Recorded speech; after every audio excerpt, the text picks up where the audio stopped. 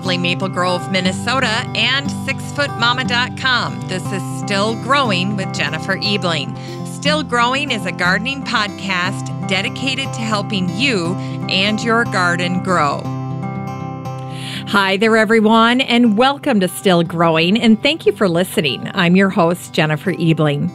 In today's show, I'm sharing my conversation about herbal remedies with Jodi McKee of Inspired Living Home Body Spirit. Do you grow herbs? They're some of the easiest plants to grow. I always say herbs are a great gateway into gardening. Herbs make good food great, but there's a lot more they can do. Long before modern medicine, herbs were used to alleviate some of the same ailments we experience today, and herbal teas offer a variety of benefits. Plants can be used to aid digestion and ease inflammation, and who couldn't benefit from better sleep? Today, Jodi will help us learn simple ways to make already wonderful plants even better as you use them to flavor and improve your life. That's coming up after the Garden News Roundup. But first, I'd like to start out with a reminder about our Facebook group. It's free and easy to join, and all you have to do is go to Facebook and search for Still Growing Podcast Group, and then click to join, or go to my website at 6footmama.com. That's the number 6, FTMAMA.com. It's also the home of the Still Growing podcast. And right in the main menu is a link to the Facebook group. You'll see it right there. It says Facebook group. And if you're listening to this episode and like what you hear, you should definitely join the group. Not only are there great giveaways for listeners, but in addition to sharing news and conversations about gardening, I'm planning to organize some meetups at public gardens around the United States. So if you're not yet a member of the listener community on Facebook, I would love for you to join for free. Just head over to Facebook and join the Still Growing podcast group. You know, this show is one of 3 shows that I'm batch producing on March 18th because I'm having rotator cuff surgery on the 20th of March. And in last week's show, I forgot to welcome new members that had joined the group. So I want to make sure that I welcome some of these guys. I'll do it in this episode, and then I'll do the rest of them in next week's episode. And then when I recover from surgery and start producing again, I'll be welcoming new members at that time as well. So the new members that I forgot to welcome last week, but I do want to welcome this week, are Leslie Clark, Kim Wagner, Maria Capulla, Cindy Dean Baldwin, Julie Brandt, Carrie Straka, Daryl Foskett, Lori Eisenstadt. Lori's a fellow podcaster, and she's got a great podcast all about breastfeeding. So if that's something that interests you, or you know of a new mother that's breastfeeding, please share that show with them. And finally, Jessica Rinks. Welcome, you guys. All right, now it's time for the Garden News Roundup. These are just a handful of the curated posts that I've collected over the past week, and they've been shared in the free Facebook group as well. So if you hear something and want to read the full article, just head on over to the Facebook group. And again, all you have to do is search for the Still Growing podcast group on Facebook. In the guest update section this week, John Sheeper's Kitchen Garden Seeds had shared something pretty tremendous on their Facebook site, and it's this deep, dark red, sultry sunflower, and it's called Moulin Rouge. It's gorgeous, and if you like a deep burgundy red, this sunflower will steal your heart. So again, you can get it at John Sheeper's Kitchen Garden Seeds. Just look for Moulin Rouge Sunflower. And of course, Joanne Vandenberg-Ohms was on the show from John Sheeper's, sharing wonderful spring bulb selections, and they should be just about ready to make their appearance. So I'm looking forward to taking pictures of my bulbs from Van Engelen. The other post that made it in the guest update segment this week was from Pam Pennick. She was the author of the book, The Water Saving Garden. It was a super popular episode. It's episode number 555. and it was called How to Grow a Gorgeous Garden Using Less Water. And I ran across a TEDx talk that Pam had referenced in her group called Planting the Rain to Grow Abundance, and it's by Brad Lancaster. This was a fantastic share by Pam, and I thought it was one that you, my water-wise gardeners, would really enjoy. In sustainability this week, I shared a really fun post featuring Hong Kong's Skyline Farmers. This article was featured in The New Yorker, and it's about this company called Rooftop Republic that designs rooftop gardens in Hong Kong. In fact, over the past 2 years, the company has averaged 1 new farm a month. And by the end of this year, it expects to have set up about 50 farms and transformed 45,000 square feet of skyline into urban farmland. Very inspiring. In the continuing ed segment this week, I shared 2 articles. The first was written by Debbie Arrington in the Miami Herald. She wrote a compelling article about clay soil needing compost and not sand. The article quotes Sacramento soil expert Steven Zion of livingresources.com, and he says it's a common myth, one that persists, that sand helps break down clay. And he says that sandy soils are quick draining, so adding sand to clay to improve drainage would seem to make sense. But the problem comes from particle size. He says clay is made of tiny, teeny grains, while sand is made of comparatively big blocks. If a sand particle was the size of a basketball, a clay particle would look like the head of a pin. So when sand and clay are combined, clay fills all the open spaces around the sand particles like concrete, and that clogs the soil's pores and prevents air pockets that allow plant roots to breathe and have good drainage. There's a lot of great information in this article, and I was very excited to share it with you guys. MyDomain.com shared a wonderful post here at the beginning of March talking about this extra hour of sunlight that we've gained this month, and then some ideas about what to do with it. There's lots of great continuing ed in this article. In the how-to DIY segment, there were 4 articles that made it into this segment.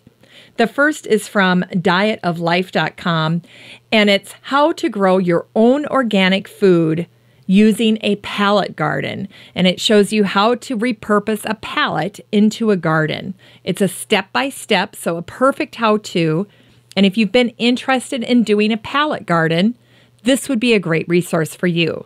In the middle of March, Permaculture magazine shared how and why you need to prune fruit trees. And expert Wade Muggleton offers his tips for fruit tree pruning. Then Dwell.com shared the things that all designers do to make their home a happier place. And I was pleased to see that houseplants definitely played a role. But if you read this article, I'd love for you to look at it through the lens of being a gardener, because a lot of these same principles, the things that make a home a happier place, can also translate into making a garden a happier place. So check that out. And then finally, in the DIY segment, Architectural Digest had a piece I just fell in love with. I think I've read it twice now. And it's all about how to grow a cut flower garden that's as impressive as Floret Farm. So last week, Erin Benzakein of Floret Farm was in my Dream Guest segment, and here Architectural Digest writes this amazing post about her. So she's still a dream guest that I'd love to have on the show. But in addition, read this article for how to grow an impressive cut flower garden. It's really a quality article. In the plant spotlight this week, I picked the plant motherwort.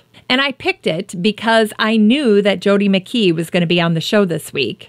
And motherwort is a plant that has a medicine that is remarkably accessible. And thecrazyherbalist.com describes motherwort this way. Motherwort is like that friend you never have to guess where you stand with or how they're feeling. Her effects can be felt quickly and reliably. She is a plant that says, here you go, here's what you need to do the work, to show up to what ails you, what task you have ahead, be it pushing another human being through your pelvis, facing the fears that grip your heart, integrating the pain of loss, addressing systemic imbalances causing thyroid or cardiovascular dysfunction, riding the wild changes of menopause, or allowing yourself to calm down. Do the work, she says kindly. You've got this. That's Motherwort, according to thecrazyherbalist.com. It's a great article that outlines Motherwort's super herbal powers. In the news segment this week, there were 2 posts. The first was from curbed.com, and there's a light fixture that doubles as a high-tech planter.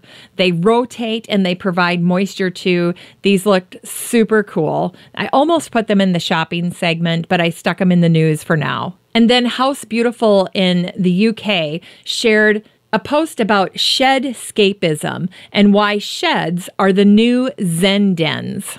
I would love to have a garden shed. I know exactly what I would do with it. I'd have a little couch that's decked out with some bed pillows for afternoon naps, all of my gardening stuff, some gardening books, and maybe a little fridge if I was going to take it over the top. It's no wonder they're so popular, because creating a personal sanctuary, what could be better than that? In the Dream Guest segment, I've got a couple of nurseries and the folks behind them. The first was shared in the Los Angeles Times, and it's called Two Dog Organic Nursery. It's one of the handful of mom and pop nurseries left in Los Angeles, and it's dedicated to the production of organic, non-GMO produce for planting. And as you can imagine, they welcome dogs. And the other nursery was featured in the Baltimore Sun. This is about a pair of gardeners that have tended a love for flowers at a place called the Little Greenhouse. I loved this story. I'd love to have them both on the show. I think it would be so tremendous. And then finally, the Washington Post shared an article about a young painter at the U.S. Botanic Garden. This article was about 24-year-old Mara Menahan. And this past month, she signed off as the U.S. Botanic Garden's first in-house botanical illustrator in modern times. She arrived as a Truman Scholar, and her 1.5-year stint brought her into close contact with an extraordinary range of plants and blooms. I think it would be fascinating to interview her. In the science segment this week, there were 3 posts that caught my attention. The first was from countryliving.com. They had kind of a cute little article about why people can't stand the taste of cilantro.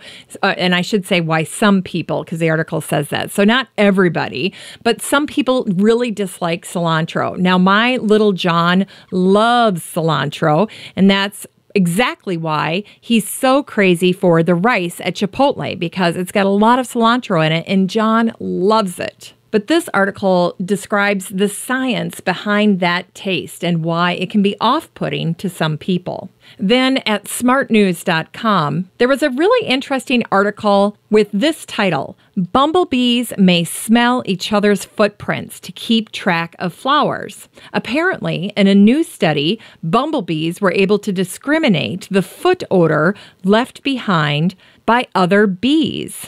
Not only their nest mates, but strange bees and themselves. Very interesting article. And something about bees I hadn't heard before. And then last but not least, Google shared a new sun map that can tell you whether your roof needs a solar panel. So in a nutshell, Google has updated its interactive sunroof map, and it can help you estimate whether it makes sense to install a solar panel on your roof. I kid you not. Fascinating article and truly fascinating map. In the shopping segment this week, I wanted to share some things that I've purchased recently that I have found to be tremendously helpful. And the first is a piece of equipment. It's a desk mount that actually can raise my desk, the surface of my desk, to go from a seated desk to a standing desk. So it's motorized, and it's called the Sit-Stand Dual Motor Height Adjustable Desk Frame Lift. So I had a desktop that was already mounted to something else, but it was completely removable. So I could use the desktop and then attach this motorized leg system to the bottom. And I love it. In fact, right now, as I'm doing this podcast, I'm standing next to my desk and I'm loving it. So it's fantastic. So let's say you're a garden illustrator, you're a botanical illustrator, and you do a lot of seated work. Well, consider getting a standing desk. This could be just the ticket. I got mine from monoprice.com. That's where I love to buy my computer cables. And the great thing about it is when you just buy the leg system, it's a fraction of the cost of a standing desk. I don't know if you've priced standing desks lately, but it's hard to touch one for under $600. This automated leg system that I purchased was, I think it was for sure under $300. I want to say about $250. I don't have the price in front of me, but it was fantastic. And again, it's from monoprice.com. The other thing I wanted to share with you is this fantastic neutral paint color. Sometimes people are looking for a neutral paint color for their potting shed or different things outside in the garden. You don't want to do white. You're tired of maybe cream. This is a great neutral that I have found, and it was painted inside the grocery store that my kids work at. And I have to say, I always pay attention to corporate spaces that would have people in facilities that maybe have applied some science behind the colors that they're picking because, of course, they need to appeal to their customers. So when I walked into the grocery store one day with Emma, here the painters are feverishly painting it, and I loved the color. It's not a gray, it's not a cream, it's not a beige, it's something kind of all together. And it turns out, I talked to the guy, he went in the back and he got me the little ticket that says what it is. It's a Sherwin-Williams paint, and it's called Balanced Beige. So that's the color. I loved it, and I know if I'm looking for a neutral paint this year, that's going to be my go-to neutral paint. So that made the shopping segment this week. The other thing I wanted to tell you about is my iPhone case. I got a new iPhone because my son Will had broke his iPhone. So we do the trickle-down theory at our house. If anybody's going to spend money on a new phone, it'll be me, and then whoever broke their phone gets my old phone. That's how we do it. So Will got my old phone. I got a new phone. And when he was getting the new phone for me, I said, make sure you get me a case. And he came home with a case that I swear is now my absolute favorite case of all time. So I wanted to share it with you. And it's called the Tech 21 Evo Gem case, and it's for the Apple iPhone. And they have it for a number of versions of Apple phones. So I'm not sure if they do for others, but they for sure do it for the Apple phones. So just go to Tech 21, so TECH 21, and it's the Evo, EVO Gem, GEM, like rare gem kind of a thing. Anyway, it's great. I got the pink one. It looks like there's diamonds on the back. It's a very girly case, but I'm in love with it. And I tell you what, this thing's tough. I've dropped it in the garage. I've dropped it on the driveway. I've dropped it on my kitchen floor, and it's making my phone last. So I love it. So it's tough. I'm assuming it will hold up in the garden, and I wanted to pass it on because it's great to know about great phone cases. All right. And then last but not least, I had my shoulder surgery, and I'm anticipating that I'm still going to want to take pictures, even though I will not be able to use my right hand. So before I had the surgery, I started to research taking pictures with my left hand, how to do that. And one of the little gizmos that I came across on Amazon is a remote switch that I can attach to my camera and then just press the button, the release button, with my hand, with my right hand in my sling. And it will take pictures that way. So I don't have to click with my right hand up on the camera. I can keep my arm safely in the sling and then just press the button with my thumb. And I love it. I've tried it out. I'm looking forward to using it. And I'm sure by the time this airs, I'll have had a chance to take pictures using my remote switch. So I got this as well from Amazon, and I want to say it was about $10. I was very surprised at the price. So sometimes for gardeners, we end up with some type of arthritis or we can't use our hands as well as we would like to. This remote switch could have multiple uses and solve many, many problems. So I'll have a link to it in today's show notes if you're interested, or you can find out about it in the Facebook group for the show. In the inspiration segment this week, I shared a really great post from CNN, and it features award-winning photos of farmland life in rural Africa. And some of these works will be on display in an exhibition called Grow Conserve at Somerset House in London. They're absolutely tremendous images. One of my personal favorites was this image of harvested sunflowers in a village in Zambia. It's very captivating. Another one shows this woman drying rice. And there are a number showing native plants. Plants you don't see in Minnesota or the United States. They're native to tropical regions of Africa and Asia. And these photos are fantastic. So lots of inspiration from these images this week. There were 2 recipes that I shared as well. The first is a broccoli apple salad. In fact, this past week, I'd heard from a friend that the most Googled food in Minnesota was a broccoli salad. So maybe that's why it popped up on my news feed. But this one I liked because of the incorporation of apples. So I like the idea of the broccoli and the apples together. And then this one adds pecans, cranberries, carrots, and it has a creamy dressing, which I like with broccoli. And then Mother Earth News had a great recipe for a wild chickweed salad and wild chickweed pesto recipes. That caught my eye as well. Well, that's it for the Garden News Roundup this week. These are just a handful of the curated posts that I've shared in the free Facebook group. So if you've heard something that you're interested in and you want to read the full article, just head on over to the Facebook group. You'll find it all there. Well, I am so excited to introduce today's guest. Jodi McKee is a talented, smart, kind, and wise woman who has been cultivating her herbal practice for over 15 years. She teaches classes, she has a product line, and she's coming out with a new website, which should be up and running by the time this episode airs. Her new website is located at inspiredlivinghomeBodySpirit.com. You can find her on Facebook. Just look up Inspired Living Home Body Spirit. And she's on Instagram, inspiredliving.homebodyspirit. I just loved my conversation with Jodi. I could talk about herbs all day long. They're endlessly fascinating to me. And Jodi was so kind. At one point in the interview, I asked her, what should I do for my shoulder? I'm having rotator cuff surgery. So I took a moment to be selfish and ask a completely personal question about how to use herbs to care for this shoulder that I'm having this surgery on. And she said, no problem. I'm going to mail you some herbal goodies. And I was totally thrilled. So she sent me this most adorable little package that had Solomon seal spray, which we talk about in the episode, but it's good for strains, sprains, a stiff neck or back.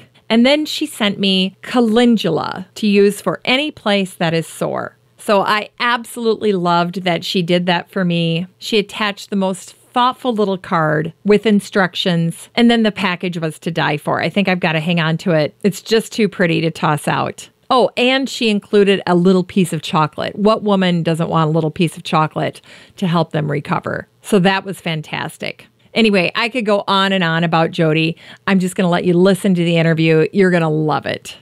Here she is. Well, hi there, Jodi. I'm so excited to talk to you about herbs today on the Still Growing podcast. Hi, I'm so excited to be here. Thank you for asking. Well, it's my pleasure. You know, as I mentioned in the pre-show chat, I found out about you by reading the newsletter from Tonkadale Nursery, and they shared that you were going to be at their Edibles Expo coming up in March. It'll actually, by the time this show airs, it'll already have happened, but I'm planning on going, and what caught my attention is that you were going to share simple ways to make already wonderful plants, all the herbs that gardeners love to plant, even better as you use them to improve your life. You're going to guide people through this. I'm so curious, how you came to be an herbalist. What's your personal story around this? Oh, well, let's see. So I have 3 boys. So being a mother leads you in lots of different directions. So Yes, I have it does. my oldest son is 20, and then I have 16 and 10. And so when my oldest son was little, actually like starting from 2 weeks on, he had really bad asthma. And they didn't call it asthma right away. They called it reactive airway, which was the same thing as asthma. So what happened was he was sick for about 5 years, and I was a really good patient at the doctor's, and I did everything that they told me to do. But there was just sort of a point when he was 5 and he'd been sick, and he was in kindergarten and missing a lot of school, that I just thought, I have to do something different, and I have to try something different. And back then I actually didn't have access to the internet, and I remember going to the library and going to Barnes & Noble and just looking for books on what I could do to help my son not get a cold and not have asthma. And so I started with some actually really crazy things. I remember having him drink all this water. I read about a water cure, which didn't work. But my kids, they end up being my guinea pigs. So I started about 15 or 16 years ago, and we used plants for everything, for everyday occurrences all the time. And so instead of going to the store to get something for a stomachache, we use plants in the garden, and I put things up for the winter to be able to use them when it's off season. And so anyway, that's sort of a long story about how I got started with the plants and sort of what they can do. They can improve your health. And were you able to help your son with his airway issue? Yes. So by the time, and it wasn't only plants, to be perfectly honest, I read about healthy houses. I read about foods and additives and all that. So I did a bunch of research, and I changed his diet. We actually moved to a different house that I thought had healthier air, and we used plants. And I had an herbalist, one of my first herbalist teachers. Her name's Lise Wolf. She lives in Minneapolis. She still teaches. She was helping me at that time, although I had began my herbal studies, but I didn't feel comfortable in treating him because he had been so sick. But she was helping me, and what ended up happening is he was taking a low dose of herbs for about 6 months, and then he had this huge cold where he was coughing and wheezing, and he was on all this, it was just awful. And then that cold cleared up, and literally he never had asthma again. So it's a crazy story. I tell it all the time. My son loves to tell it. He's 20 and healthy and hasn't had an asthma attack in over 15 years. So we are happy, and he doesn't have that issue at all anymore. Oh, that's fantastic. That's fantastic. Yeah. Now, give me the name of your first herbalism teacher again. What was the name? Her name is Lise Wolf. It's Lise. Wolf is WOLFF. If you Google herbalist Lise Wolf, I think that's sort of what she goes by. And she's in Minneapolis, and she teaches the 3 seasons of herbal wisdom, which is awesome, and which is where I started many years ago. I love that. Now, you began your journey with an herbalism class. Is that how most people start this path toward expertise in herbs for healing? I think that's the way many people start. But you'll see, when I meet other herbalists, there's a lot of things that sort of attract people to herbalism. And a big thing is the healing. And for me, I was already a gardener. So my parents were both gardeners. I grew up with my mom having beautiful flower gardens and my dad having the vegetable garden. And so that is sort of was my path in. I already knew about the plants, and then to just add this idea that they could heal you and do all this stuff was mind-blowing for me. So I think people sort of come in from different perspectives. I know lots of times there's nurses, people in the healthcare profession just wanting to learn what else they can do to help people. I remember a couple of years ago, I had a conversation with a woman while I was driving. I had a long drive ahead of me, and I was looking for an herbalist to come on the show. And I can't even remember this woman's name now, but we ended up talking. And like you, she had a daughter that was sick. She had a daughter who had this terrible rash situation happen. And the daughter was in the hospital, and they couldn't get the hives or whatnot to settle down. And she was at her wit's end. And somehow she began reading about herbs. And she ended up making this tonic using lavender, and would go into the hospital, spray it on her daughter's arms, and over time, over the next couple of days, the hives settled down, the reaction settled down, and the nurse that was in the room helping with the daughter said, "Oh my gosh, I'm a huge user and believer in herbs as well." And that set her on her path to becoming an herbalist. Is that a common story that you hear among, people who practice what you're doing with herbs? Yes, because I think what happens, and I actually am just working on my website, and I'm writing a story like this. So once you see the plants in action, and you experience this, or somebody close to you experiences this real healing, like you just become hooked, and then you want to try something else. So I'm sure with her it was the rash, and then it was like, well, what could we do next, and see what we can have a real change on, or what we can cure, or what can happen when we use these plants, and that's sort of what keeps me going. It's almost like a common plant we use is yarrow to put on, like if you were cut or something, or a bruise. So if you put yarrow on a bruise, and I've had it where my son will have, like, he hit his head once and he has a huge egg on his head, and within an hour of putting the yarrow plant on his head, it goes down and it's gone. Well, all the people that were here that saw that are just crazed. Like, they just then want to know what was that plant, and how did I know what to put, how did I know to put that on there, and how did it work? And what else could they do? And what else should they know about these plants in my yard? So yes, I think that's exactly right, is once you experience it and you see it and it heals in a real way, like it did with that woman's daughter, yeah, then you just can't, it just starts this, for me, it started this life, this long journey into plants and how they can heal and help. Mm. Well, Margaret Roach calls it woo-woo, when you're getting into areas of the garden that kind of tap into kind of the mystical or the artistic, maybe less so than the science area, although there's plenty of science to support this. But people start to feel like it's starting to float away from them, and they're skeptical of things like herbalism. They're just not as familiar with it. How do you overcome that, or how do you approach that? Well, and I actually think, so science is catching up to stuff that people have known for a really long time, right? Actually, like, herbalism is what has sustained people throughout time and history, and it's only in the last couple hundred years where we've actually turned away from herbalism. But now with science catching up, I think it does a great service. So I have been using, like, elderberry, and I actually have it in my garden. I plant the plants, and you can also wildcraft that, but I have it, elderberry in my garden, and I've been using it for colds and flus for 15 years. It was one of the first herbs that I used with my son when he was little. So now it's funny, like, I'll get people almost every winter, there'll be an article that comes out that says somebody somewhere has proved that elderberry works for colds and flus. There'll be some scientific study. So people will email that to me, and I say, yep, I've already known that, but thank you for that validation.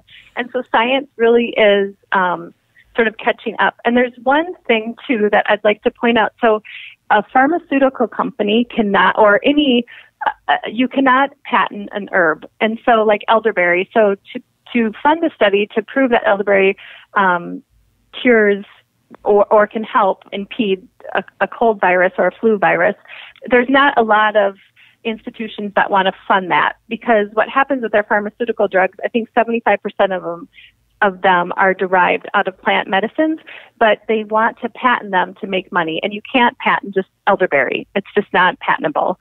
And so there is a little bit of rub with sort of the money and who will fund the studies. And so when people sort of understand that's why we don't see more studies about plants and what they can do, I think that is a little bit helpful. But there are some, and they're definitely coming out more and more. And I think every winter now, like elderberry being used for cold and flus is pretty common. Where 15 years ago, people didn't really know that or didn't understand that at all. Let's go back and talk about the yarrow plant that you mentioned in the instance where your son got the goose egg on his head. Are we talking about the common yarrow with the yellow blossom? Is that, like, could I use that if one of my kids got a bruise, which happens all the time because they play basketball?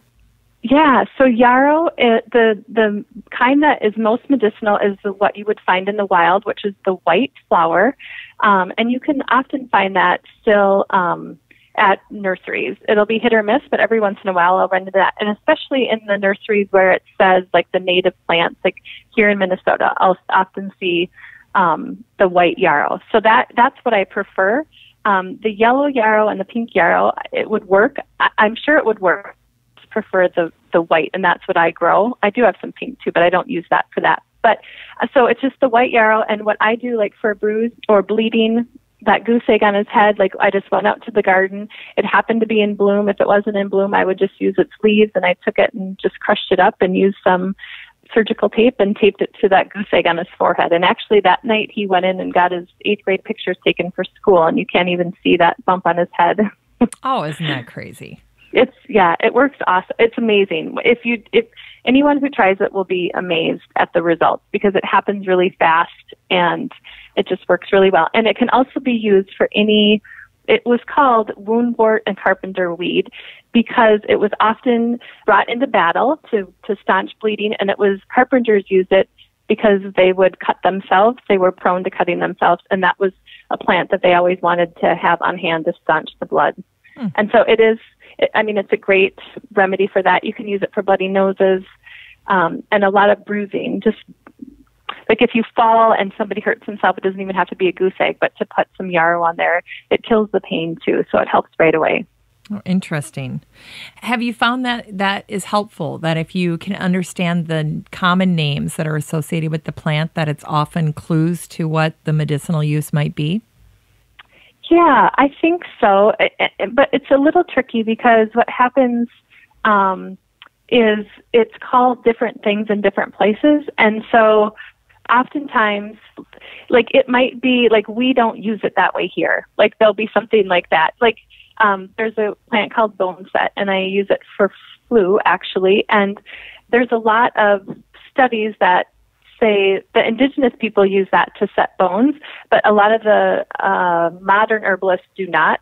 And so like that one is one where actually I'd be curious to then go back and think about using it with somebody that has a broken bone, you know?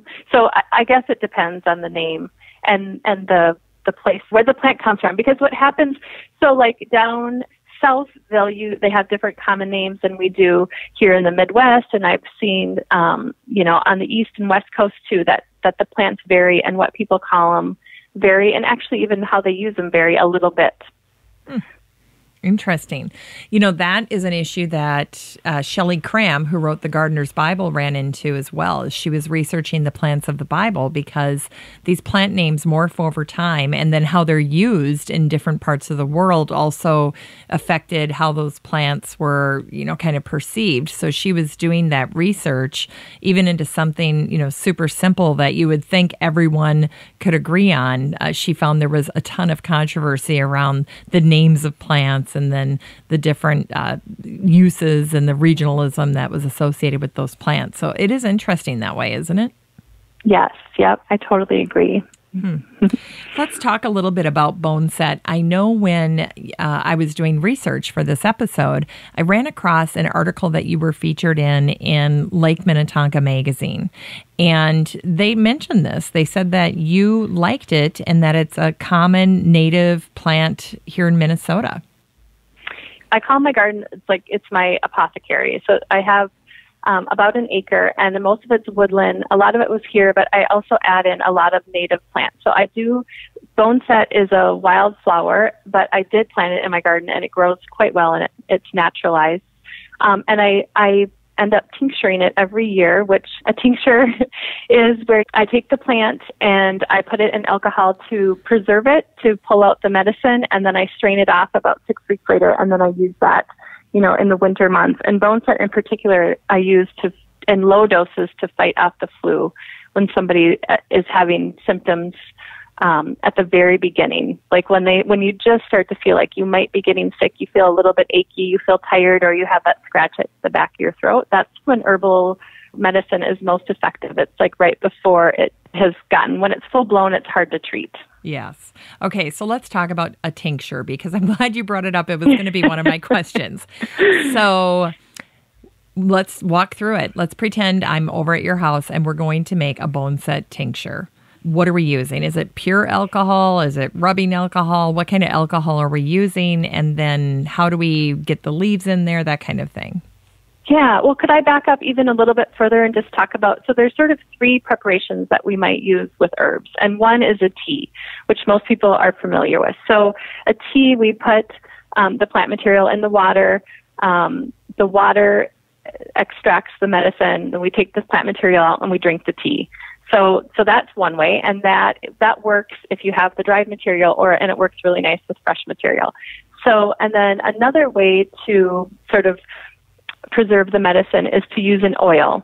So just like the tea, I take oil and then I put my plant material into the oil and I let that sit longer than with tea. I let it sit for 4 to 6 weeks and then I again strain off the plant material and use the oil. And then the third way is a tincture. And so a tincture is again just the same thing. It's taking the plant material, putting in the alcohol, and straining it off about 6 weeks later. So if you were here and we were going to make a tincture, and I'd even like to just switch it to chamomile because I feel like chamomile is a tincture that everybody could make. So, because chamomile is just an easy, happy little garden flower. So if we were going to make a chamomile tincture, you would have your chamomile growing, and when it's in bloom, usually I tincture the plant material when it looks the best. So if I'm doing a leaf, I usually tincture it before the plant blooms, because once the plant blooms, right, every kind of all the energy of the plant goes into the flower, and the flower is what's most beautiful. But you'll notice right before the plant blooms, the leaves look awesome. So, but with chamomile, I'd be looking to tincture the flower.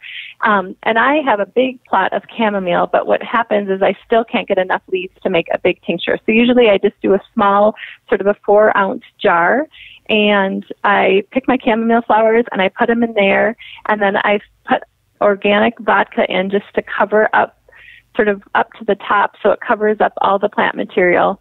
And then I would let that, usually what I do with chamomile is I add to it. It's one of the only ones I keep adding until I have a full 4-ounce jar if I don't have enough flowers to fill the jar on the day that I'm making the tincture. But anyway, so I cover the plant material with alcohol, and then I just put it in a dark spot for about 6 weeks, and then I pull it out and I strain out the plant material, and then what's left is it's organic vodka, but when you taste it, it tastes like chamomile. It tastes like the flower buds, and we use that tincture. That is one of the most common tinctures that we use at our house for stomach aches. It helps people sleep. It's anti-inflammatory. You can put it on a bug bite, and it's just portable. It's a lot easier than having a fresh plant or having to make tea. Now, what kind of alcohol are you using when you start that tincture? So I use that organic prairie vodka. I don't know if it's from Minnesota or South Dakota, but it's most of the liquor stores around here in the Midwest have that. Okay. Do you use those colored bottles or glasses when you're making these preparations, or do you prefer to use clear glass? I use clear glass. I usually use just the ball canning jars, depending on how much plant material I have. I use from the 4-ounce up into, a bigger 16-ounce or something like that. So I use the clear. But when I strain them off, I do use the Boston Round, kind of the dark amber bottles, to keep my medicine away from the light. Okay. And I keep it sort of in a dark cupboard. But when I'm first making the tincture, I just use the clear jars. I like to see what's happening and to be able to look at the alcohol and just see where the level's at, and just to sort of see what's happening inside the jar. Now, as I was hearing you put this together, and you're talking about trying to get all these chamomile blossoms to make the tincture, it was reminding me of the first time I made pesto, where I'm using basil leaves because, oftentimes these recipes call for, 2, 3, 4 cups of basil leaves. And initially you think, well, that's not such a big deal, until you start going out to pick all of this stuff and you realize, oh my goodness, I need to grow more basil. Is that kind of what happens as you start to work with these herbs? You realize, oh man, I need to plant much more if I'm going to be harvesting to make these different healing ointments or salves or tinctures. Yeah, it happens with a lot of plants. So like calendula is another We call it pot marigold. It's another herb that I use a lot. And I swear, no matter how much I plant every year, I cannot plant enough. I run out every winter and I think, oh, why didn't I plant more of that? But then there's plants like lemon balm, which are, that plant, you just put one in and every year it comes back. It's beautiful. It's more abundant. So that one, there's enough for me to tincture. There's enough for me to make teas all season long. I pinch it back, it grows back up. And so it depends on the plant. But I definitely do find there's plants that I wish I had more space for and, just cannot seem to grow enough of. Now, one other thing I wanted to ask you about back when you were talking about the 3 different methods of utilizing these herbs and transforming them into a medicine is you were talking about using them in an oil or making them into an oil. What's the base oil that you start with? I often use organic olive oil. And the reason is because it's inexpensive. Because I end up making a lot. If I went to something like jojoba oil or almond oil, that's just much more expensive. And olive oil is just, I can get it anywhere. Like sometimes I'll be up north at somebody's cabin and I'll see a plant and I'll be like, oh, I have to, I want to make an oil out of that. And it's just easy to get. And yes, just budget-wise, it makes sense to do that since I go through a lot of it. So when you're creating these oils, is it as simple as here's a bottle of oil, I'm going to pour it into a container, I'm going to add some leaves, and then I'm going to walk away for 4 to 6 weeks? Yeah, so I'll talk about so another plant I make an oil with is plantain, and that's the weed that everyone is trying to get rid of in their yards and in their gardens. And so I actually let my plantain grow. I love plantain. There's a lot of uses for it. And so making an oil is one of them. And plantain you can get enough of, right? Usually if you have it in your yard. And my yard is not sprayed with anything other than compost tea. So it's safe for me to use that to make medicine. So what happens with plantain is I'll go around after it's been dry for at least a couple days. And when your yard kind of feels dry, that's when I pick the plantain leaves or when my garden feels dry. So I'll go around and I'll pick the leaves. Usually I have a sun or two that will help me and I'll gather a whole bunch up. And then I actually will set them out on a screen just to dry. And I only do this when I make an oil, just to dry maybe overnight, because when oil and water mix, that is when mold can happen. And so I just want to always just be really just aware that can happen and make sure that my plant material isn't totally dry, because then I feel like it loses some of its life force, but dry enough that it won't cause any mold.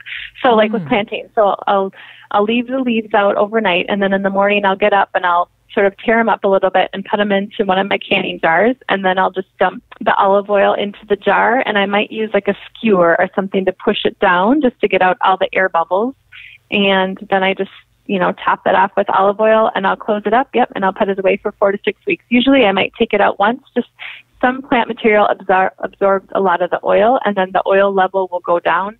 And you really want the oil to go to the very top so there's no mold or anything. I find when I have gotten mold into one of my oils, it'll be because there's plant material and it's sort of way above where the oil level is.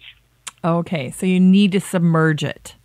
Yep. So your canning, like that, the top of the canning, that lid should just sit right on the oil. And usually when I push it in, maybe a little will come out around the edge, and I screw my top on really tight, and then just put it in a sort of a cool, dark place for 4 to 6 weeks.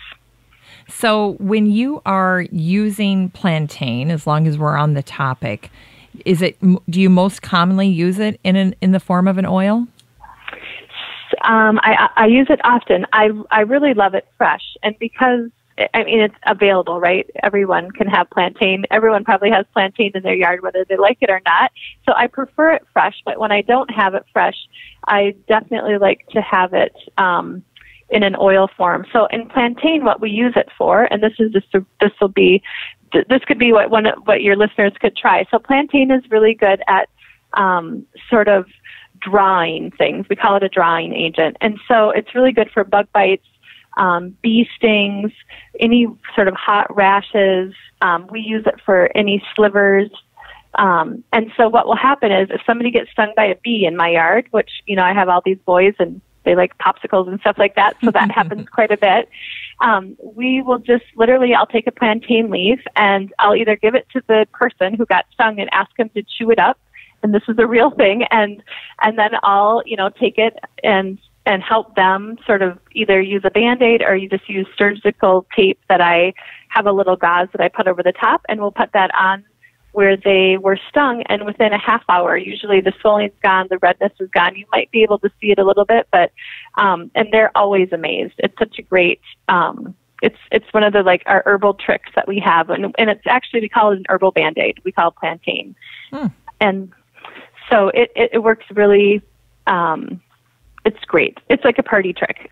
It's a party trick. I love this. So, it's a party trick. Yep. So my kids out there, they get stung by a bee. I'm going to rip off some plantain leaves. I'm not going to pull that weed anymore. I'm going to let that go. And then, and I think I'm just going to create a garden marker that says bee sting relief.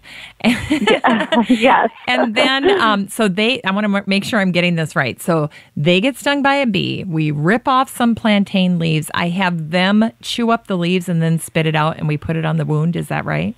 Yes. Yep. It's called a spit poultice. That's the official name. Oh my gosh. This is so fantastic. And there'll be adults that won't do it, right? So when there's an adult that won't do it, I'll take the leaf, I crush it up in my hands. I won't put it in my mouth. But part of the old herbalist will say, what's happening when you chew it is that your saliva is beginning to break down the plant. So when you put it on your wound, it's broken down and the medicine is more easily available.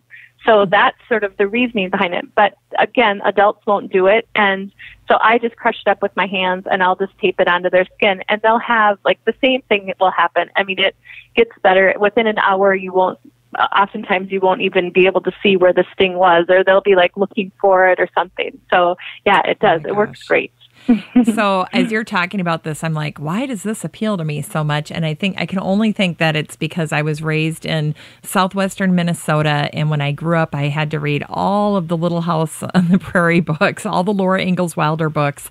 And I immediately started thinking of, there's that one story in the book where a little guy she knows, a little boy she knew, had encountered a beehive and he got stung, or hornets or something. But it sure would have been nice if they could have made a poultice with plantain instead of all the suffering he probably endured back then, if they didn't know that they could have used that.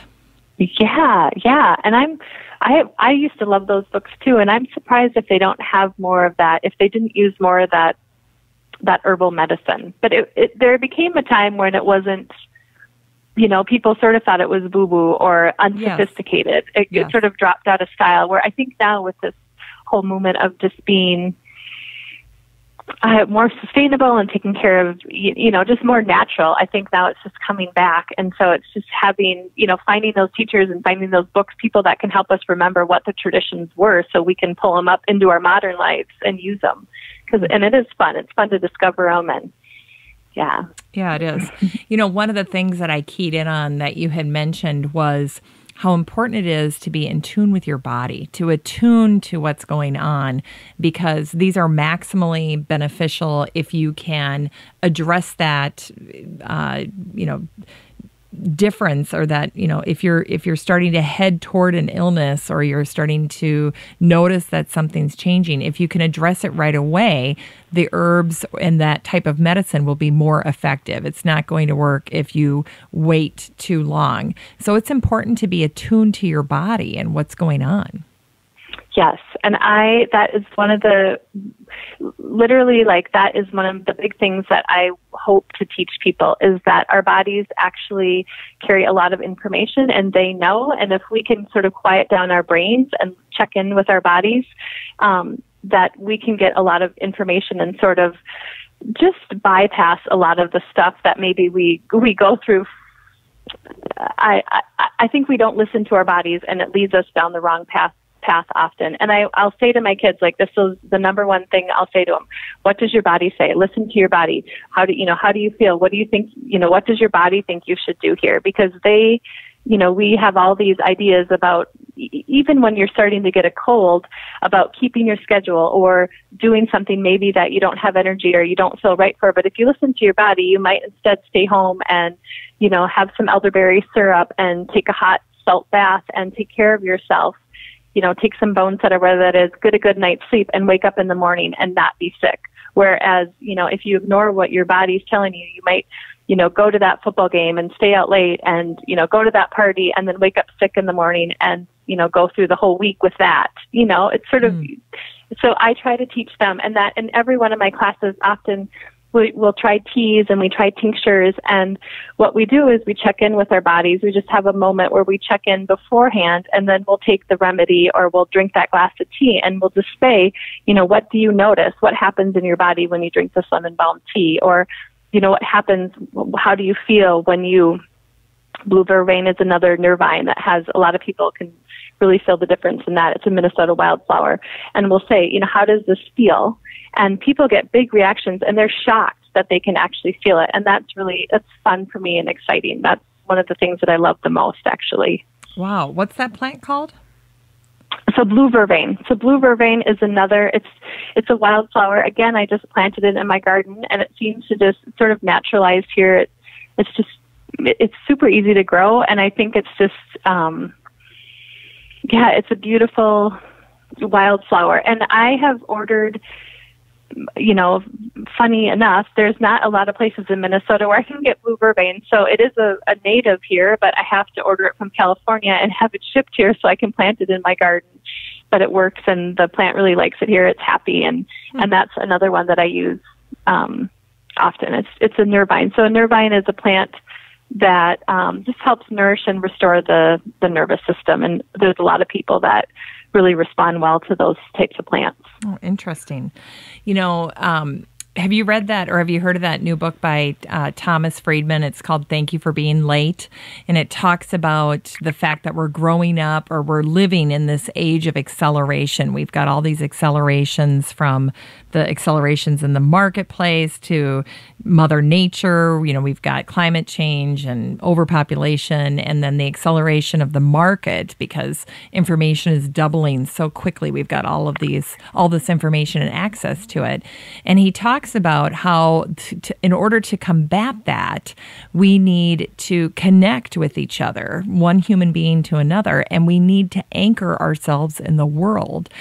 And that's where things like attuning to your body, slowing down and drinking some tea and seeing how that makes you feel, all the things that you're talking about, that's really the antidote to living in the age of acceleration. It's these ancient pieces of wisdom that we need to reclaim in order to survive. Yes, exactly. I could not agree more with that. And I wrote down the name of that book so I can look it up. I have not heard of that. But I find, and probably, anybody who's a gardener finds a lot of peace in the garden and being outside with nature. And I think that helps. And then even just introducing people to that, and, even with teaching them what the plants can do, I think that is part of that slowing down and that reconnecting with people and the planet. And that feels so good, and that people are really craving right now. Let me take a moment here and be a little selfish with you on the phone, as long as I've got an expert here. By the time this show airs, I'll be 2 weeks post-op from having my rotator cuff surgery, because I have a shoulder injury. It's a long-term chronic injury. I fell on the ice when I was in college, and at the time they said I dislocated my shoulder, and now as I've gotten older, they said that I have this tear, so they've got to do a repair. And I'm not looking forward to it because, of course, it means that I'm out of commission and it's a long recovery. So I was watching a bunch of YouTube videos, because there's all these people now that go through surgeries and then they document their experience. And this one woman was saying, I have some arnica oil, and I've been putting that on my neck and my shoulder, just the area that wasn't bandaged, trying to, alleviate some of the pain and promote healing. Is arnica what you would recommend, or what would you do if you were in this situation? You knew you were heading in for surgery, and there was this little window of time where I can go out and either get some oils or put something together using herbs. Yeah, so arnica is a great plant, and that's sort of maybe the number one sort of bruise remedy. And the thing about arnica is it doesn't grow here. And so my focus is on plants, or what I end up using, just because it's here, are plants that grow here. And so in Minnesota, I would say like our bruise remedy, or the plant that we use, is yarrow for that same thing. Okay. And so yarrow is really good for bruising and to help repair some of that tissue that might be damaged. But my thought pulls me away from that. Like I might use something like Solomon seal is a plant. I mean, maybe, I'm not sure if people call it a weed or a plant. Like, I don't even know if you can purchase that. But Solomon seal is a plant that grows here. I've actually had it in every yard I've ever been in, but it's just shown up on its own. I don't plant it. But Solomon seal is a plant that we use. And I always learned for anything that is too tight or too loose. And so it's a plant that helps to balance out.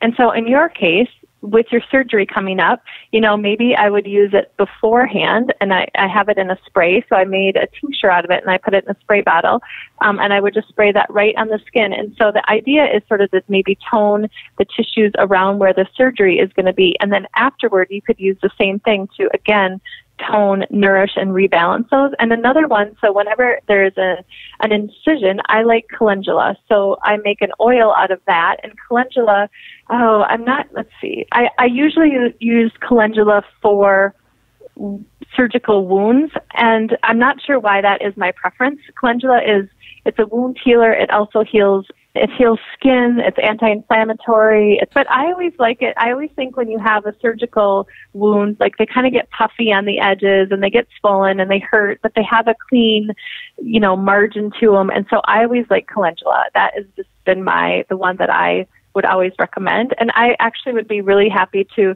send you both, and you could try them out and see what happens, and then report back that, what you noticed and what happens with your healing. But those are the two that I would probably recommend for that. And I would just use them externally. Okay. I'm going to do that, and then I'm going to report back on the show. I'll tell everybody how it worked for me. I love those suggestions. And as a lover of Solomon seal, which I always think about as a little bit of a woodland type plant, I just can't tell you, how much I love Solomon seal. So my ears were delighted when I heard you say that, because I'm like, we have, or at least my friends and I that are just so passionate about it. It is sometimes hard to find in nurseries, but you can often find it in private plant sales or at garden club sales. So one of the places when I wanted to find it, especially the bigger variety, I would find it at, for instance, the Ramsey County plant sale that they have every spring. I would go and find it there. And oftentimes, if you're buying it from someone who's already had it in their garden and they're giving you basically a transplant, I always find it does just a little bit better because it's already acclimated, to Minnesota. And so it just seems to perform better for me than maybe, buying these things that are right out of a nursery, especially if they're native. It's just so easy to get from a private plant sale. So, but I'm really excited to try that. So we've talked about calendula, but is the Solomon seal a tincture? Is it an oil? How do you prepare that? So I make a tincture with the Solomon seal roots. Oh. So roots. I say it like a Minnesota. Yeah, you do. I get corrected on that. Roots. So I make a tincture, and I'll pull that up in the fall, probably, I would say the beginning of November. So when you are working with the root, you would like to do it when the energy is sort of dying back into the plant. Oh. You could also do it in the spring, but like most people have their Solomon seal cut, and of course there's the false Solomon seal and the Solomon seal, and they actually work similar. But I always make sure before you use any plants medicinally that you are 100% sure of their accuracy. So the way to do that, like especially with a root, is to do it in the fall when you still have sort of the plant skeleton or the leaves still on the ground, so you can identify it properly. But yeah, so I would just pull that up in November, and I take the root and I wash it really good, get off all the dirt, I chop it up, and I do the same thing where I put it in a jar, and then I add my organic vodka to it, and I let it sit for about 4 to 6 weeks, and then I strain that off, and then I put the Solomon seal in a little spray bottle, Like that's one of the main things in my medicine cabinet that we use a lot for any, like if you were to sprain an ankle, again, it's anything that's too tight or too loose is what we use it for. So like sprained ankle, even if there's a broken bone and when the cast comes off, a lot of times the tissue around it just isn't quite right. And so we'll use it that way. Maybe after a chiropractic adjustment, you know, a lot of times people lose their adjustment right away. So just a couple squirts of Solomon Seal might help you keep that a little bit longer because it helps tone the tissues. Well, let me ask you this. When it comes to Solomon Seal, if you're digging up the plant, if you're needing the root system, are you able to save some of the plant? Do you need to use all of the root system, or are you sacrificing some of it? Yeah, I don't use that much. So actually when you make that's a good question. When you make a tincture with a root, you need much less. So usually I put the root in and then I might fill it up. I don't fill it as full as I do with other plant materials. So I never take the whole plant. And when I'm taking the root, I'll look at the plant and decide, like for my Solomon Seal, I've lived in this house for 5 years and I pulled it up the first time this year. And I actually didn't plant it there. It just has come. There's just a patch of it that had came here on its own somehow. And I let it grow, but I needed to make sure it was big enough so I could just take a little portion of it and not hurt the rest of the population. And so that's always really important to me too, is just to be sure that I'm not taking like the biggest and the most beautiful or taking something out of the middle. Usually I just try to come in sort of on the side and take a little piece of it and leave everything else intact. And then it just keeps growing, right, and giving. And probably I'll be able to harvest some every year from now on because the plant has gotten so big and healthy, or the group of plants. I like it. I like it.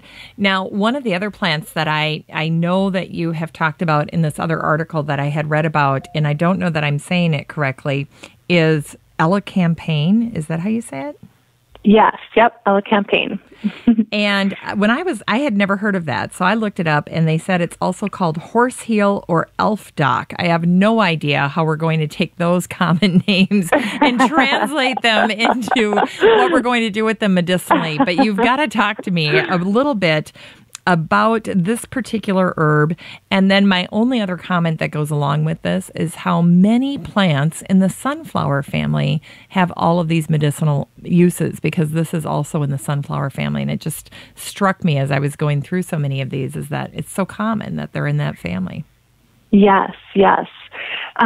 Well, the elecampane plant, that is one of the ones I've had to order, or you can plant a seed, but I've ordered it from a nursery in California, and it grows quite well here. And it's a perennial. It'll come back every year, and you use the root. So it's taken me, again, 5 years to establish my plants big enough so I can even feel comfortable going in and pulling some of the root out, harvesting that and using it. But elecampane is great for those chest colds that are, when you cough and it makes that terrible sound that sounds like, you're losing a lung or you're coughing up all this stuff. Yeah. So that really, the mucusy, noisy, sort of rattly chest cough is what we use elecampane for. So if you haven't tasted it, it has this distinct taste to it that you will not forget. It's very strong, and anyone who hasn't tasted it before will usually cringe a little bit when they take it, but it's really effective. What happens is it at first makes you cough more, actually, that you cough a bunch of stuff up, and then it sort of eases the cough after that. So it's a really interesting herb that you'll watch it. You sort of watch it, how it progresses as it works inside your body. But so elecampane, I make a tincture out of it, and I've also purchased the dried root and made an infused honey, because that seems to be a nice way to sort of take it and not have, you can let the honey sit in your mouth for a long time and kind of hold it in there, and then it melts and it goes down your throat, and just the honey is healing itself. And then when you add the elecampane, it feels really good when you're sick with that kind of a chest cold. Oh, I love that idea. And then it's not so intense, right? Because as you were describing it earlier, I'm imagining cough medicine, and I'm like, well, there you go. Modern, medicinal cough medicine versus herbal cough medicine. They both have that same, kind of stark quality to them. Is that kind of what you're alluding to? Yes, yep. Because it's the oil in there, and I can't think of what the name of the oil is right offhand, but there's an oil in there, and it is what makes it so strong, and it is what the medicine is, but it also has that really strong flavor and taste. It's the, and oftentimes we know the plants that are really aromatic, we use them in cooking a lot too, but that's where the medicine is, in that aroma and that taste. So when you're tasting the elecampane and you have that strong flavor, you just have to appreciate it because that's the medicine. And when you were mentioning it in this one article that you were quoted in, I think you said that one of the active ingredients was insulin. Inulin, yes, Inulin. yes. I couldn't remember. I just can't pronounce it right offhand. And yes, that is the oil. That is the active ingredient. So you ordered yours from a catalog then, or how do you get yours?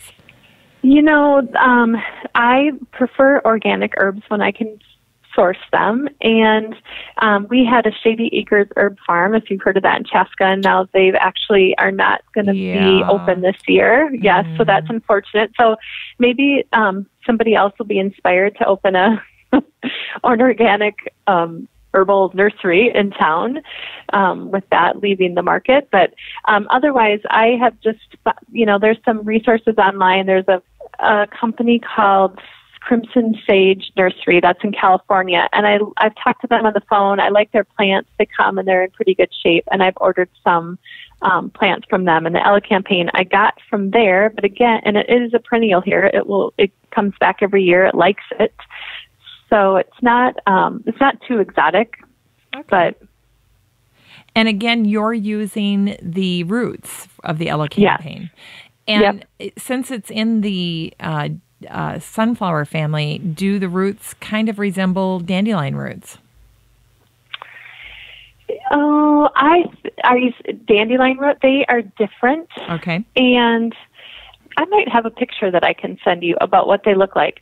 There is actually a book that is really awesome. And I'll send you that too. It's a book that is all about roots, and it has different sketches, and it has points out different characteristics, and it's really fun to, we can all see how the plants are different above ground, but when you get a book and when you can compare the roots of different plants and how fascinating they are, I think it's really cool. Like, it's just something that gardeners maybe don't pay that much attention to. And one plant that comes to mind when I talk about a unique root is the bloodroot plant, which is going to be coming up here probably in a couple of weeks.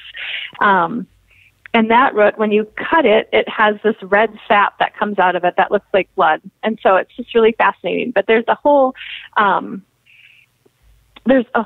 variety of different roots. And when you pull them out of the ground, I just feel like, they're just part of the beauty of the plant. But elecampane looks a little bit different, but I can't really, there's nothing that really sticks out that's really, I don't even know how to explain it. It's just a root. Okay. Okay. Yeah. So it doesn't have like that long tap root that a dandelion would have. No. Okay. I mean, the ones, I can think of burdock has that long taproot, and that's a plant that I use too, and those are almost impossible to get out. And dandelion root is actually a plant that I use too. So dandelion, I've read, there's different accounts, but I have read that the settlers brought dandelion seeds with them, that it wasn't native to the United States. And I've also read the opposite of that. So I'm not exactly sure which account is true, but what is true is the early Americans used dandelion as a tonic every spring. And so, we're going to be moving into that time of year where dandelion is everywhere. And if you have a garden that doesn't have, or a yard that is free of herbicides and pesticides, I definitely recommend using the dandelion leaves in your salads. You can use the root to make a tea. They call them, they're spring tonic is what everybody sort of calls them. And it's just about sort of flushing the liver out. It's about sort of all the heavy processed foods you might eat in the winter, just kind of flushing that out. And typically dandelion was one of the first greens that popped up, and so that's why it was really popular. And it's a little bit bitter, but if you add it into a salad with some other spring greens, I don't think it's too bad. I'm sort of used to eating them, but I would recommend everybody try it. I think they're good. Interesting. Now, you mentioned burdock, and whenever my mom sees burdock growing in my garden, which occasionally happens, and I always take it out, and it's always immense, right? It's this huge, huge plant. My mom will usually tell me, because she grew up on a farm, and my dad knows this too, that pigs go crazy for burdock if they can get a hold of it. It's like catnip for pigs. What do you do with burdock? I'm so curious. So burdock, it's a food, and I had never heard that about pigs. That's good to know. But you can eat the root. You can actually buy it at the co-ops. They sell burdock root, and you can chop it up. And what I typically use it for is, it's a little bit more involved, but basically it works on the liver, rebuilding the liver, tonifying the liver, just giving liver support. And so that's what I use the tincture for. But just to even pull the burdock, if you have it in your garden, pull up the root, wash it off, chop it up, and put it in your stir fry. I think you'll be pleasantly surprised, and it's super healthy for you. And anything that sort of grows in the wild, I've looked at some research that says that has more nutrients than sort of the commercially produced stuff. And so it's nice to add some wild foods into your diet, even if it's just a wild food, from your garden that wasn't supposed to be there. So wow. So you and I both have some things we're going to be Googling after this interview. You're going to go home and Google burdock and pigs, and I'll be Googling everything else that you're talking about. I love it. How about ginger? Ginger is always brought up when it comes to herbal medicine, and it's, ancient, obviously, with Chinese medicine is a huge staple. How do you use ginger when it comes to herbalism that you're using here in Minnesota? So I typically, I don't grow it because we don't have a long enough growing season. When it comes available at the farmers markets, I usually buy the young ginger that they sell like in Minneapolis, just to try to use it and experiment with that.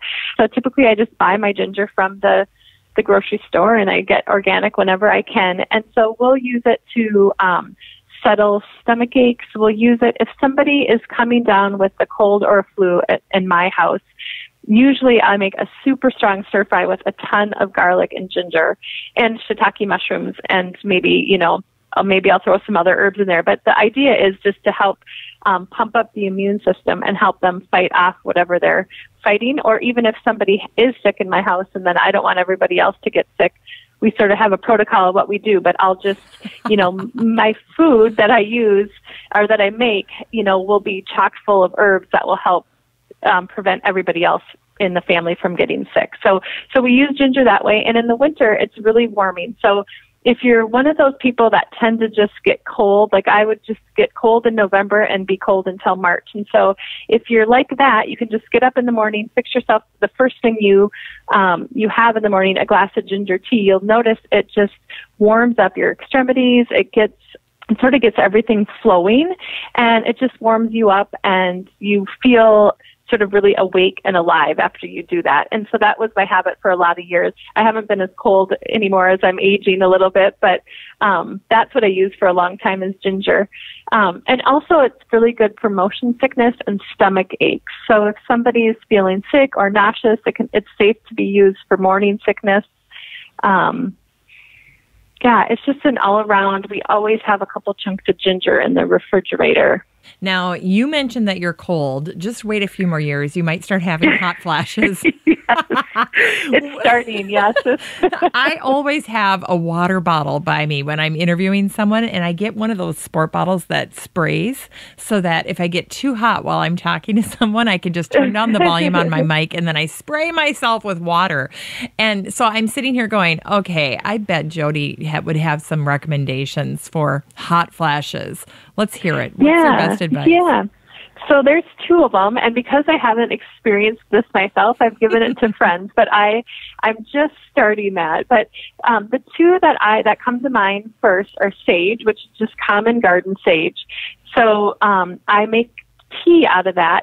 And when I make a tea, I usually just do a little bit of lemon with a little bit of honey. And I just literally, I don't know if you make tea out of fresh plant material, but you should if you don't, because you probably have a whole garden full of stuff you can make tea out of. But so that is one. So if it's the time of year when you have sage in your garden, just making a glass of tea would be great. Otherwise, you could always get dried sage, but I like to just make a tincture. So then if you feel the hot flash coming on, you could just take a couple drops under your tongue. And what sage does is sort of open up your pores and let the heat release in a way that does not cause you to sweat or, gets rid of that hot flash. And that's sort of like that is like a historic remedy. So sage was often used by the older people that were older, and that's why, anyone we think of a sage as somebody who's sort of wise and maybe an elder. The use of sage is tied up sort of into that, but it was definitely a hot flash remedy. So you could try that. And the other one is motherwort. So motherwort, again, it's a weed. It's just shown up in my yard. I have a couple patches of it. And that's a member of the mint family, but it's very bitter. So if you try to make a tea out of that, you probably won't like it. So how I usually do it is just tincture it and just recommend when somebody's having a hot flash to take just a couple drops of that under the tongue, and usually that will alleviate that. So motherwort is a plant that women often use, it's used by young girls, it's used by mothers, and it's used as women move into menopause. At all stages of womanhood, actually, is how motherwort's used. Motherwort. Tell me more about that. Yeah, so motherwort, it's a weed. Everyone would call it a weed except for me. I know you can buy seeds for it, but in my yard, it just happens to show up. And this happens in most houses that I move in, like within a year or two, if you quit picking your weeds all the time, or when you notice the weeds, if you look and see like what actually it is, then you'll have this big plant, this big patch of motherwort all of a sudden come up after a couple of years. So yeah, it's just a member of the mint family, and mints always help you open up the pores. We use it to reduce fevers too. Opens up the pores and let out the heat. Young girls, adolescents use it maybe for painful periods or delayed periods, and then mothers use it sort of before and after childbirth, and then, we use it premenopause and perimenopause both. I was just looking this plant up because I wanted to see what it looked like. And they said it was introduced in North America as a bee foraging plant, so it's good for bees. But of course, being in the mint family, it can be invasive. It's considered an invasive. So how do you plant it so that it doesn't just go crazy in your garden? Yeah, I just have a patch of it, and I let it grow, and I pick it, and it hasn't gone out of control. So my plant has just gotten bigger and more beautiful and hasn't spread all over the way like peppermint or, some of those plants do. It isn't a member of the mint family, but it's not doing that same thing. I mean, when I think about plants sort of getting out of control in my garden weeds, like I think of stinging nettle and creeping Charlie or ground ivy, both of which I use and like to keep a healthy patch, but those are the ones that I sort of have to put up a boundary with and, be good about pulling them when they overstep their boundaries a little bit. Yeah. Yeah. Well, and I always say that too. I have lots of mint in my garden, but it doesn't bother me if it starts to go where I don't want it to go. It's so easy to pull. So I don't get too hung up about mint in my garden. I actually really like it. So it sounds like motherwort can be controlled in the same way. Yes, yeah. And it doesn't have that. It mostly has a bushy, it grows up about as tall as, 4 feet or so. So, and it's not like a trailer. Like if you think of creeping Charlie, how that mint goes, it's not like that. It doesn't have that same habit. It's more upright and it'll fall over and then there's sort of new growth that kind of pops up, but it doesn't, it's not super invasive the way some mints are. Now, you mentioned creeping Charlie. You went ahead and said that word. Talked about that plant. I have a picture that I took of creeping Charlie, and it was just literally such a great picture of this plant doing what it does best, which is creep. And I had to give it kudos because I had just installed this path, and it was almost halfway across the path before I noticed it. It had been a couple weeks since I'd been in my garden, but that stuff is so darn vigorous, and I'm not very nice to it. It just annoys the heck out of me. I do stop every now and then and admire the little flowers, but for the most part, it drives me bananas. And I don't like the smell of Creeping Charlie when I'm pulling it. It just has that odor to it. So I'm really curious, what do you do with Creeping Charlie?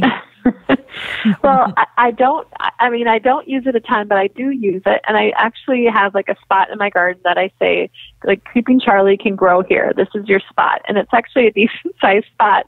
And it will get into the lawn, and it'll drive my husband crazy. So he'll actually like pay the kids money to sit down there and pull up the Creeping Charlie, which there's some satisfaction in how it pulls up in those big long, tendrils. They all like that. But so when I use Creeping Charlie, I will use it for a stomach ache. So it's really good. Like if you're out and you have a stomach ache and there's nothing else around, it's a gas mover. And so even if you have gas pains or you feel bloated, like it helps with that. And usually I just use the fresh plants. And also we use it like as herbalists, and we call it ground ivy. It's a little bit nicer name. Yes. But we use it to remove like heavy metals. And so often what people think is it grows on land where there might have been like in dumps and things like that. It often grows there too. And so it might be doing the same thing for the land. So you always have to be careful where you pick it. So I only make sure I pick it in places that are clean, because it does like to grow in really kind of dumpy, not very clean places. But so okay. I've used it a couple times, like when I've used it for my kids and for myself. Well, for stomach aches, I've used it. And it also is a fever. It'll help with the fever because it's a member of the mint family. If you don't have anything else, I would probably pick that. There is another thing. So when people have ringing of the ears, do you remember what that's called? It's like tinnitus or something like that. Tinnitus. Yes. Uh-huh. Yep. Yes. That I have heard that people use ground ivy for that with good success. I haven't tried that myself, but that is like one of the remedies that I've read about several times. I've just never run into anybody that's had that. Are we talking about maybe like eardrops with a tincture then, or?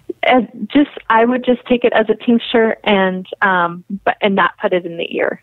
Yeah, I haven't heard, but just even taking the tincture can have an effect on your ear, and I'm not sure about what that is. I'm just waiting for somebody to come to me with that, and then I'll try the ground ivy and see if it works. But that's sort of like an old kind of specific for that plant.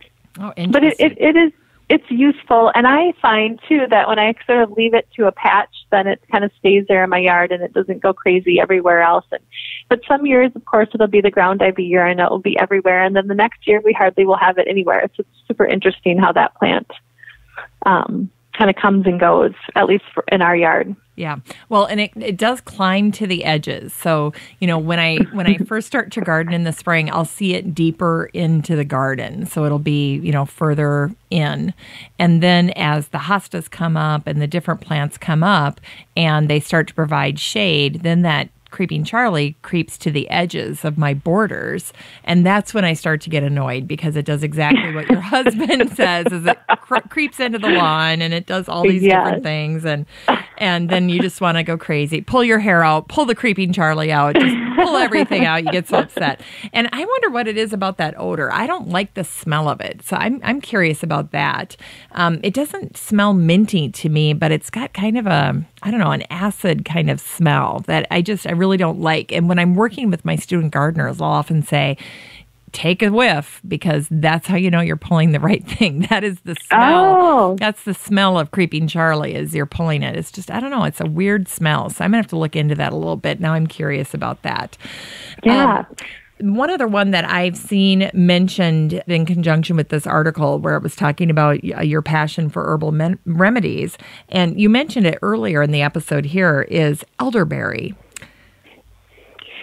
Yes, I love elderberry. It's one of my very favorite plants. And it grows in the wild, but it also, if you can find sort of the variety that we have in Minnesota, which I did a bunch of research and I ended up finding a company in Michigan that had that same variety. And so I planted that in my yard, and I planted a couple others, and the couple others did not work, but the sort of the more kind of native variety just took off. And I've only probably had it for 3 or 4 years now, but they flower and they fruit and they're beautiful.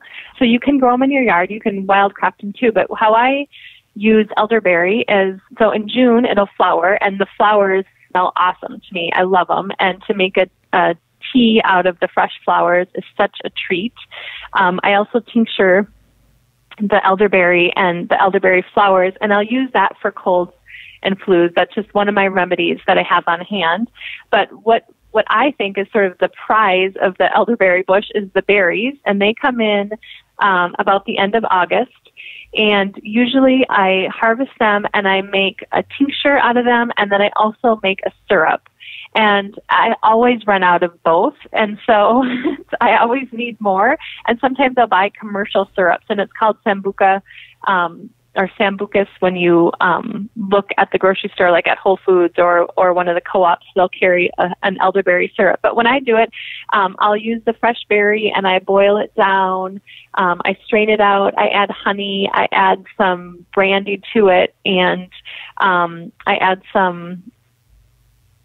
I add some cherry concentrate to it just to kind of help the flavor sweeten it up a little bit. Okay. And that's usually what we use in my family in the fall until it runs out, and then I'll have to go to switch to the commercial preparations of the elderberry syrup. And how we use elderberry is literally at the first sign when I was talking about people having like kind of a tickle in the back of their throat, or sometimes like with my 10-year-old, he might look a little pale, or he might just be crabby, or I can tell he is tired and it's a little unusual because it's like 6:30 at night and he is not normally tired. So I usually will dose him with the elderberry.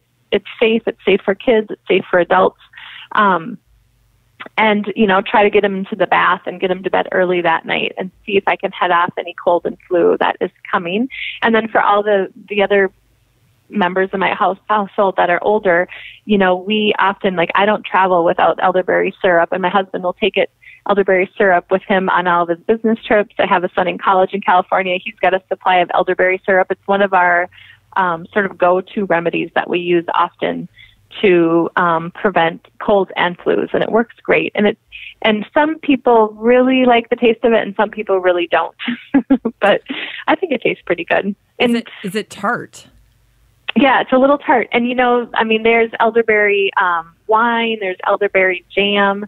People will bake it into some baked goods. It has a seed in it that needs to be strained out. I don't use it to bake with, but there's people that will strain it out and then bake with it, but it's a little bit too complicated for me. But I think it's a great, just a wonderful plant to have on hand and really useful. And it's one of those ones that when you use it and you see the results, that is sort of one of those plants that can get you hooked on herbalism just because it works so well and it's easy and safe. It has a good track record. There's a lot of research on it. So I think it's sort of a nice way, for people that are just starting out to use plants. This is sort of a friendly plant to begin with, I guess. It's one of the gateway herbs. Yes, yep. If you do any research on it, you'll read that they used it in Europe. There was a ruler in Europe that said everyone needed to grow elderberry, and they used it for all sorts of things. They used the bark and the root, but usually I just typically use the berry and the flower, and just find them so helpful and just really useful. Well, I don't want to put you on the spot here, but maybe you could just off the top of your head give listeners top list of plants that you would recommend, herbs that you would recommend folks try their hand at. Most herbs are very easy to grow, but maybe the essentials, some things that you would recommend that they start growing and then reading about and experimenting with. What would make your list? Yeah, well, so elderberry would be one. I think that's a great plant. I really love yarrow, and we talked about that one a little bit. And yarrow, just because everyone gets bruises, everybody gets cuts, it's really easy to use, and it has really fast results. So I think that's another plant that's really a nice place to begin with. Calendula is another plant we talked a little bit about. So it's a skin healer. I do use it for bruises. I also use it, it's a lymphatic. So if anybody has swollen glands, I often use calendula, and then I dry whatever flowers I don't make for medicine, and then I throw the leaves in my cooking all winter long as a lymphatic and as an immune booster. So that's another one. So calendula is just a great plant. It's easy to grow. It's in the marigold family. well, it's related. We call it pot marigold. It looks similar. Okay. I actually don't think it's in the same family, but it grows. It's similar. If you can grow marigold, you can grow calendula, although they don't bush out quite as nicely. And when you grow calendula, notice like the part of the medicine is that the leaves are really sticky, and that's just sort of an indication or a signature, we call it, of a lymphatic. But anyway, so calendula is another one, that I really like, that I think it's a beginner plant. And chamomile is another one that I talked about. So I talked about it for stomach aches. People are often familiar with using chamomile for when, going to bed, a cup of chamomile tea. So we use it that way. I usually use a tincture because I don't have enough plants or flowers to last for tea. Okay. So it's good for any stomach aches. So anytime you have an upset stomach, you're nervous, you have butterflies in your stomach, you have a presentation or something going on, chamomile is just the perfect little herb just to take a couple drops under your tongue. And chamomile is another one too. I always have it in my bag. Actually, all my boys, I was writing a blog for my website, and I texted my boys and said, do you guys have chamomile in your backpack? Because I'm going to write that you do. So do you? Or, can I write that? And they all said yes. So that is sort of one that it's the only one that everybody carries around with them, because if they ever have a stomach ache or they feel nervous or they get rattled about something, you can take it and it just kind of calms you down and makes you feel better. And another thing, it is anti-inflammatory. So I've used it on bug bites and bee stings, but I don't have anything else. Like I've been on the beach and stung by a bee and there's no plants anywhere, and I have chamomile in my purse and it's anti-inflammatory, and I just keep putting the tincture on the bite and it will just go down and down and down and, be gone again within an hour. And chamomile too, I've used it for hives where someone's broken out in hives and it's the only thing I have and it's anti-inflammatory, and so I'll give the chamomile and within a half hour, the hives are going back down and we can see them, everything totally reversing, which even I'm like, yes, awesome. I wasn't quite sure what to expect at that point, but it worked great. And so, so chamomile is another one. It's easy to grow. It's available. I think that one's great. And I also think if I like lemon balm just because, again, it's another easy to grow plant. It's a nervine. You can have a glass before you go to bed, and it relaxes you, but it's not a sedative, so it doesn't put you to sleep.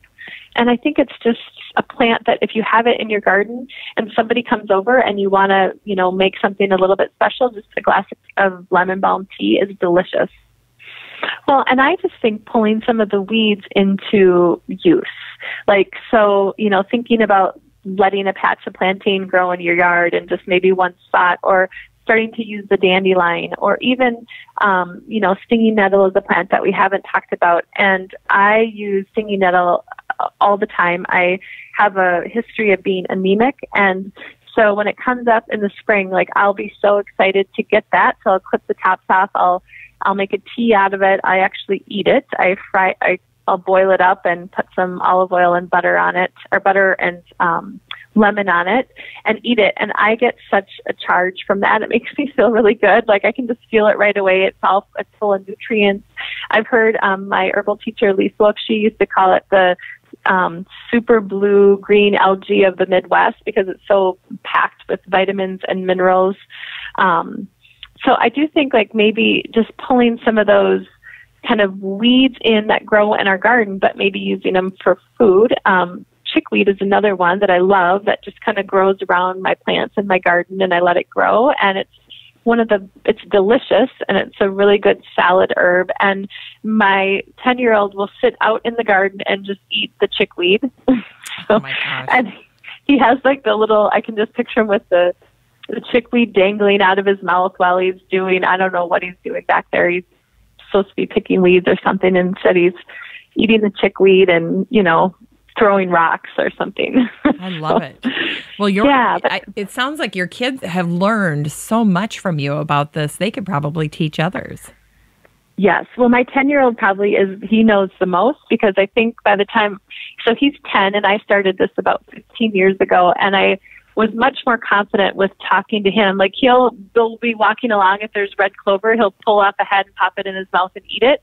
And people, he scares adults because they don't know what he just ate, and he knows, and and he's pretty clear on it. But he sort of has always grown up with this, and it's normal to him. And I've even heard him or watched him treat, because again, I have stinging nettle in my yard. I've watched him treat his friend with jewelweed, which also grows in our yard, for the stinging nettle sting that his friend is on the ground crying and freaking out about. He'll be like, you just get this plant and you rip it off and you mush it on your leg and it will be fine. And so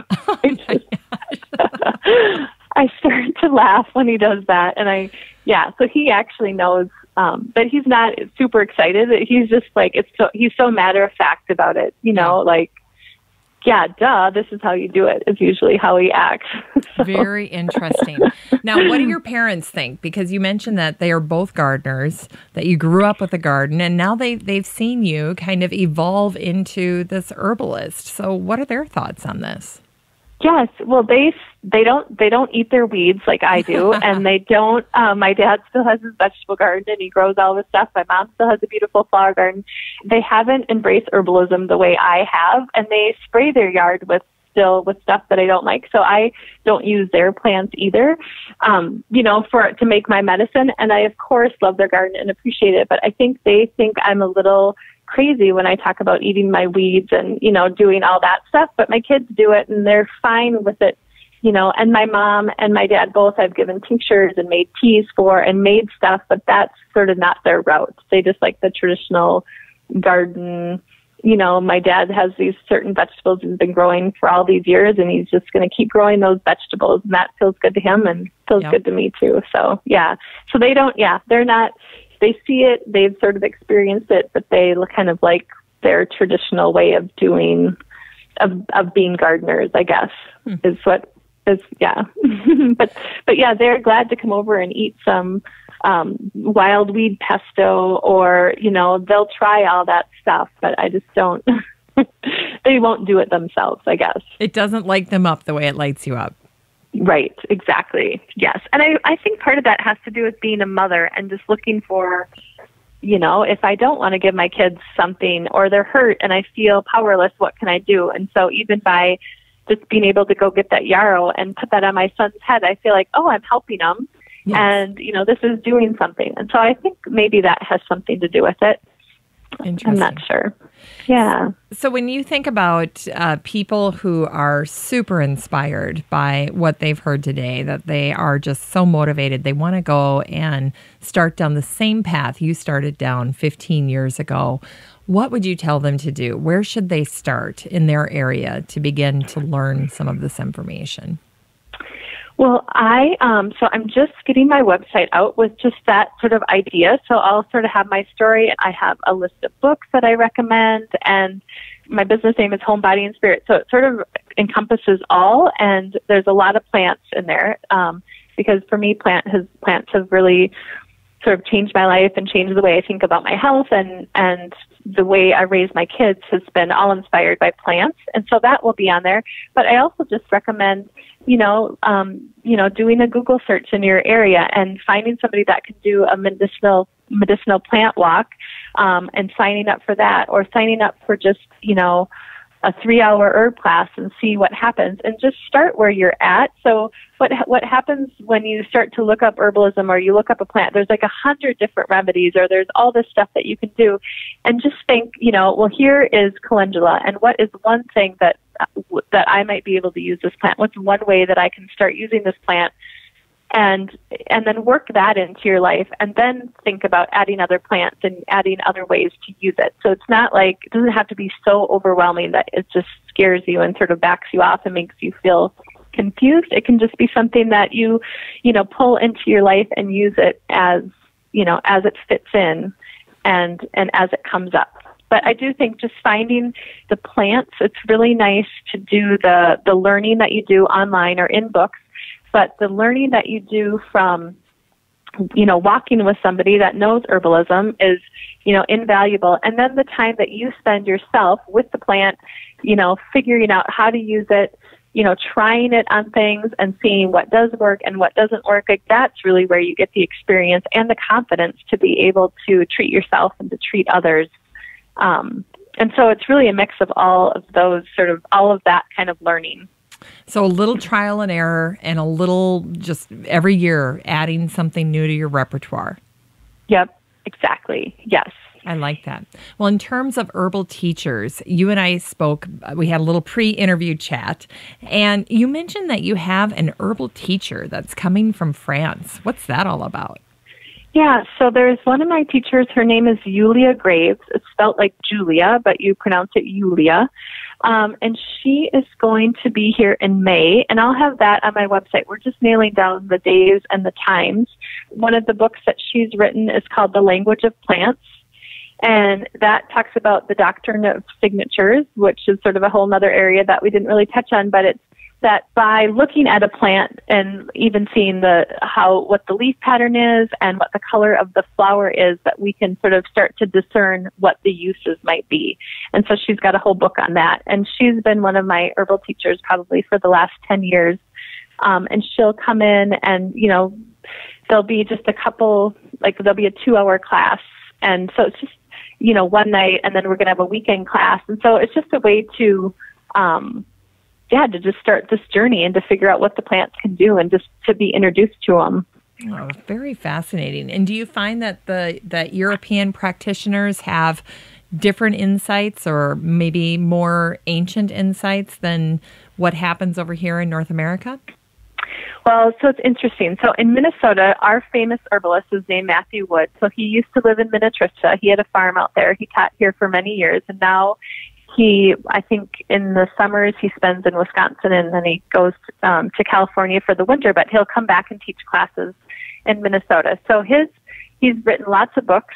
The Book of Herbal Wisdom is one of the first books that I got, and I love it. I still use it all the time. It has a ton of earmarks, and so what he says, he sort of practices the European herbalism, but with some indigenous teachings brought in. So what he and Julia and Matthew actually have worked together, and studied together and have collaborated on a couple things.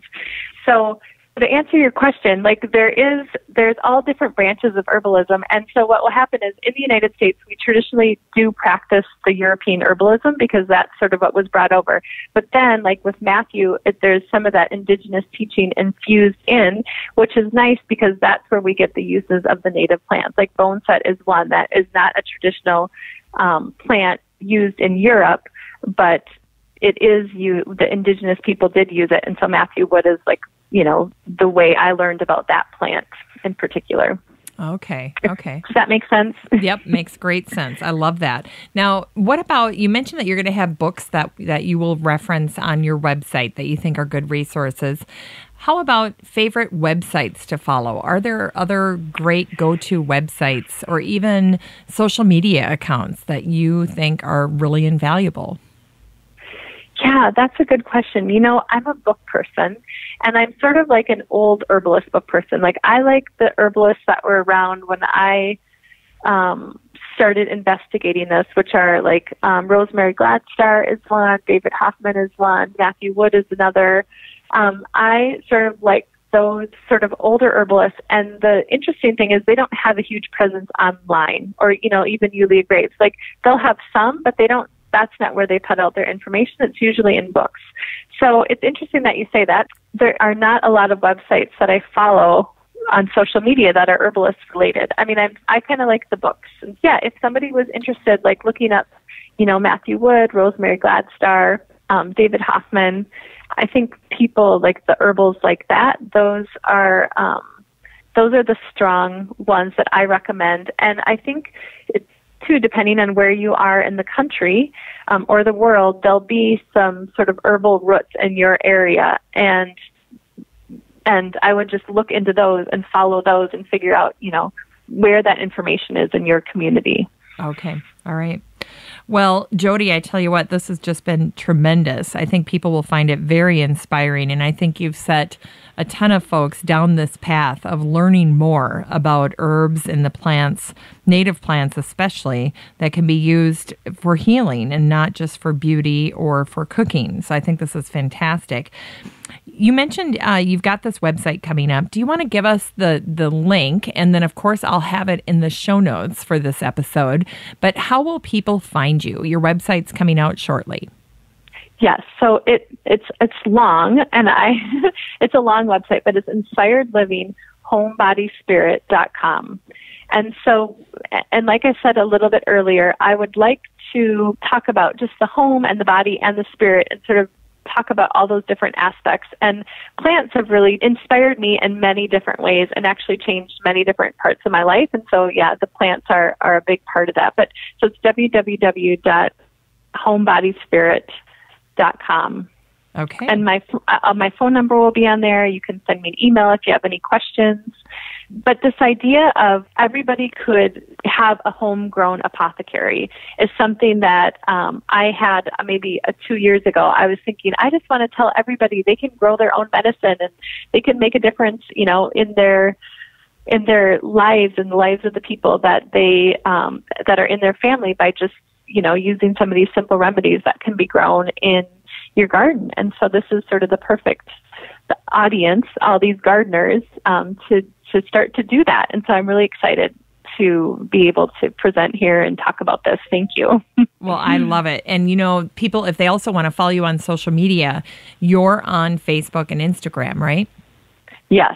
And both, again, it's Inspired Living Home Body Spirit on both. And if you can click the link in the show notes, that will take you to my website, which then you can also find the links there to Instagram and Facebook. Okay, perfect. And then local folks can go to your website and you'll have upcoming events there as well. I know by the time this show airs, you'll already have done a flurry of events here locally. But if they want to see things that are upcoming and kind of stay on top of that, go to your blog and you'll have upcoming events there as well. Yes. Yep. Perfect. That sounds great. Wonderful. Well, Jodi, again, thank you so much for all of your time today. This was absolutely fantastic. Oh, gosh. Thank you. I appreciate it so much. It's so wonderful. Well, that's it for the show today. I want to thank Jodi McKee of Inspired Living Home Body Spirit for sharing all of these fantastic herbal remedies with us. And Jodi's got a free PDF download that's titled 5 Plants to Grow in Your Garden This Year, and then 5 Weeds to Let Grow in Your Garden This Year for health and well-being.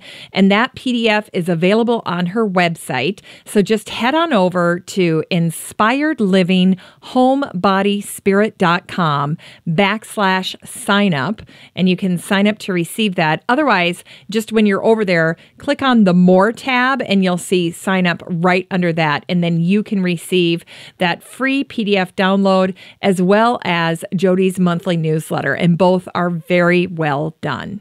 I want to thank the women that make up my listener advisory board. These ladies have volunteered to help me through May for the very first quarter of the listener advisory board. And starting in June, I'll be looking for 4 to 6 volunteers to help with next quarter's listener advisory board. In the meantime, I can't thank these ladies enough. They've been especially helpful to me, considering the fact that I had rotator cuff surgery on the 20th of March and I'm still recovering. And their support and suggestions have been just tremendous. I can't thank them enough. So I want to recognize them now. Beth Engel, Denise Pugh. Denise gardens in North Mississippi and is a contributing writer to Mississippi Gardener magazine. Amy Fairbanks von Atchen. Patricia Chandler Newport. She's the owner of Backyard Urban Gardens in Kego Harbor, Michigan. Deb Gibson.